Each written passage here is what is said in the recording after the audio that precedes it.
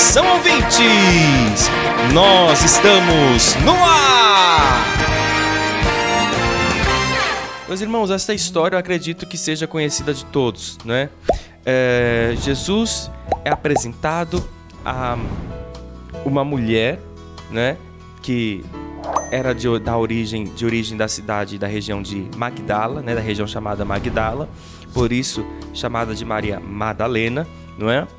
E ela foi apanhada em um ato de pecado por quem? Pelos religiosos da época, os fariseus. Os fariseus, eu vou explicar de uma maneira muito simples, que é para que quem não tenha tanta instrução assim entenda e quem tem instrução também entenda.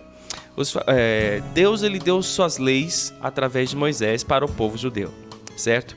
E essas leis eram para que o povo permanecesse em ligação, em contato com Deus, né? E quem quebrasse a lei estava em pecado, né? Então era necessário fazer uma oferta de sacrifício para que aquele pecado fosse coberto e tudo mais.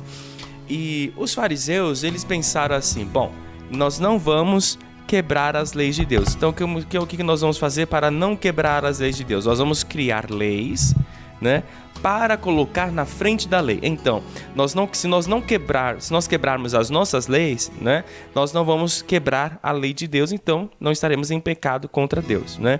Então é como se colocasse, a lei do Senhor era uma proteção, né? A lei do Senhor era uma proteção. Então eles colocaram uma proteção para proteger a proteção. Era isso, né? Então você veja, eles se colocavam como os santarrões, né? Porque nós temos aqui uma blindagem para que a lei do Senhor não seja quebrada. Então somos os santos, né? Somos os perfeitos, né? Eles costumavam parar no meio da rua, dava o horário da oração, eles paravam no meio da rua, levantavam as mãos e oravam para todo mundo ver que eles estavam orando, né? E para que cumprisse a lei para agradar a Deus? Não, o próprio Jesus disse que eles estavam sendo hipócritas, porque eles só queriam que as pessoas vissem como que eles eram os santos, né, os ligados em Deus e tudo mais. Religiosidade, essa é a palavra. Hoje em dia, muita gente usa essa palavra até aplicando de maneira errada, às vezes para justificar os seus pecados e tudo mais, né? Mas enfim, então eles trouxeram aquela mulher que eles disseram que foi apanhada em adultério para ver o que Jesus dizia, né? Porque Jesus estava curando pessoas de enfermidades que haviam sido ocasionadas justamente pelo pecado, né? Ele estava realizando milagres e eles queriam, na verdade, naquele momento, encontrar alguma coisa para fazer com que alguma coisa que eles pudessem acusar Jesus de ser um herege, de ser alguém que estava contra a lei de Deus, alguém que estava quebrando as leis de Deus, as leis que o Senhor havia dado a Moisés. Então eles pegaram uma mulher que foi pega no ato de adultério, certo? E levaram até Jesus para ver o que Jesus ia dizer, né? Se Jesus ia contradizer o que Moisés havia dito. Só que o que eles fizeram a coisa meio sem pensar, né? Porque a lei dizia que não devia ser pega só a mulher, né? Devia ser pego o homem também, porque adultério não é errado só para uma pessoa, é errado para todo mundo que está envolvido no adultério, né?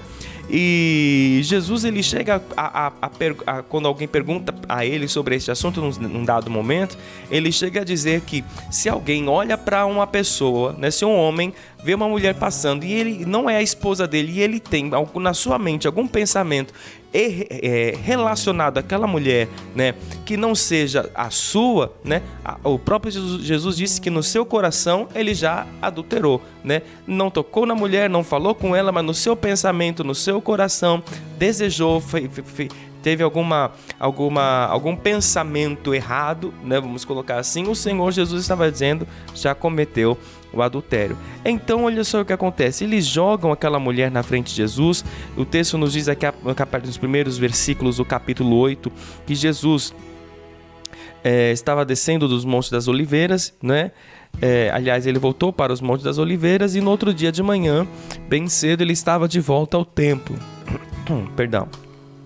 E logo ele se reuniu com a multidão e ele se assentou para falar com a multidão, para pregar, para ensinar. Enquanto ele estava falando, os mestres da lei e os fariseus trouxeram até ele uma mulher que havia sido apanhada em adultério e colocaram ela diante da multidão e disseram para Jesus, e de maneira irônica, mestre, né? Na minha Bíblia colocaram até entre aspas aqui, no texto aqui dessa versão que eu leio, a Nova Bíblia Viva, disseram eles, mestre, essa mulher foi surpreendida no próprio ato de adultério. A lei de Moisés manda que seja apedrejada, e o Senhor o que diz?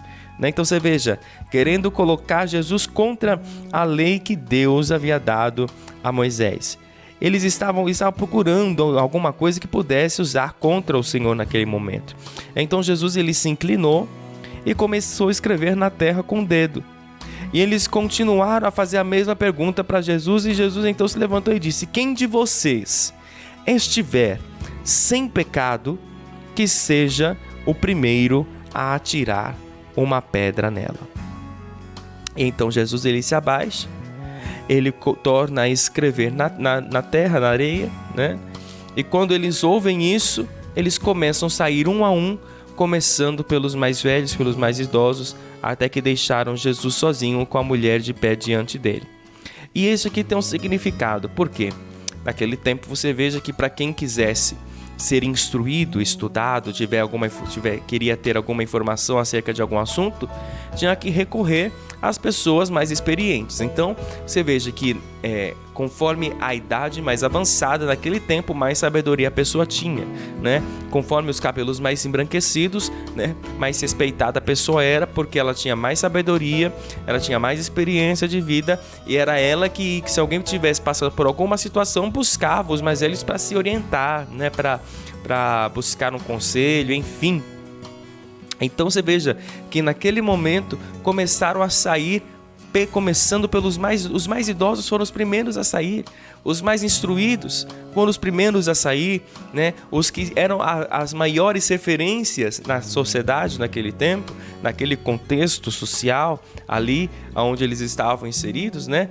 Os principais foram os que começaram a sair primeiro. E você veja que Jesus não disse assim, quem nunca pecou na vida, mas Jesus disse, aquele que não estiver vivendo neste exato momento em pecado, né? Aquele que não tiver pecado agora, né? Não algo que já tenha se arrependido, mas algo que ainda tenha que se arrepender, que seja o primeiro a tirar uma pedra nela. A consciência daqueles homens começou a gritar dentro deles e fez com que eles fossem se retirando, de maneira que de repente quando Jesus olha, só está ele e aquela mulher, Maria, diante dele. Então Jesus ele pergunta para ela, ele se levanta e pergunta para a mulher, onde é que estão os teus acusadores? Nenhum deles condenou você? É como se Jesus estivesse dizendo, tanto homem estudado, tanto homem santo, né? Tanto homem que ora, tanto homem aqui que conhece a lei, né? Que veio trazer a lei para me acusar, para achar alguma coisa contra mim, né? Não teve um que fosse capaz de te condenar. Onde é que estão eles? Onde é que não ficou nenhum, né? Nenhum deles condenou você? E a mulher responde, ninguém, Senhor. Então Jesus disse para ela assim, eu também não a condeno.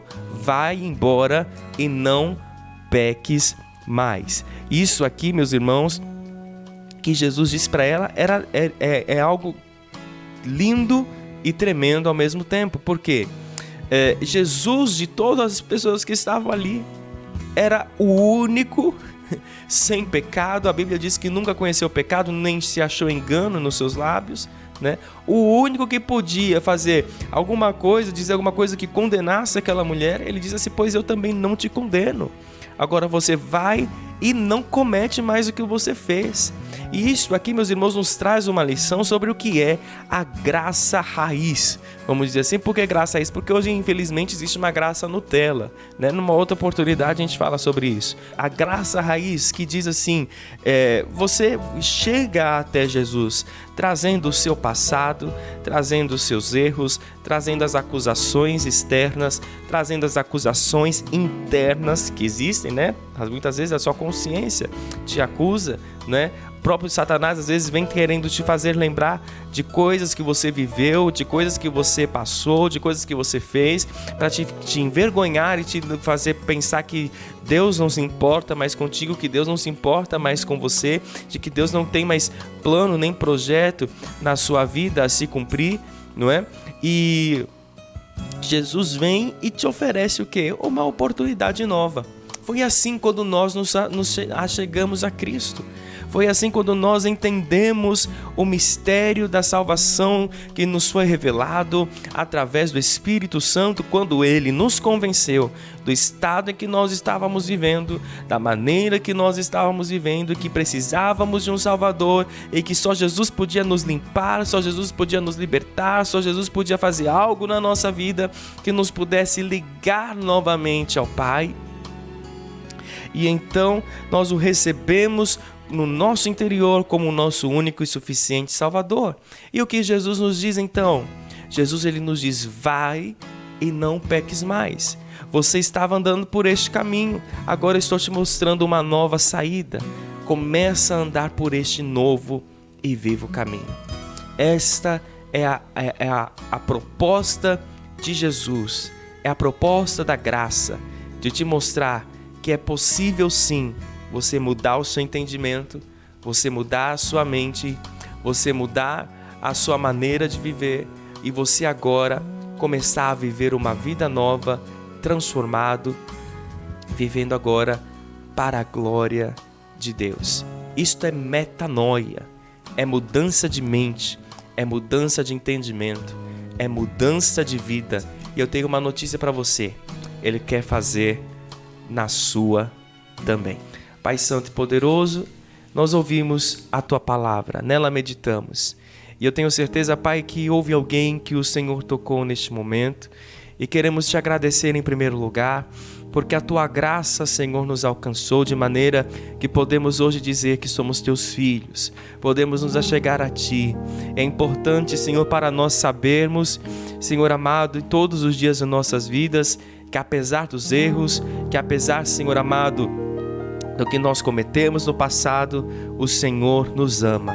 Nos ama tanto que deu o seu único Filho em favor de nossas vidas. E queremos hoje, Pai Santo, louvar o Teu nome por Tua infinita graça e misericórdia. Porque o Senhor nos amou primeiro. Porque o Senhor, ó Pai, nos abraça com o Teu amor. Pedimos, ó Pai, que o Senhor dê graça e fortaleça, Pai amado, a quem quer que esteja nos ouvindo neste momento, que se encontra fraco e sem forças. Que o Senhor os abrace, ó Pai. Que o Senhor os encha, que o Senhor os erga, Pai. Em nome de Jesus, e os faça saber que Tu és, Senhor, também por eles. Senhor, abençoa esta semana, abençoa a noite de hoje, mas queremos pedir a Tua bênção, pedir que o Senhor abençoe a cada casa, a cada família. Essa semana seja uma semana de vitórias, seja uma semana de grandes bênçãos, boas notícias, vindas e dadas pelo Senhor. Nós Te louvamos, Pai, neste momento e Te agradecemos, todos juntos em nome de Jesus, e assim dizemos amém e graças a Deus.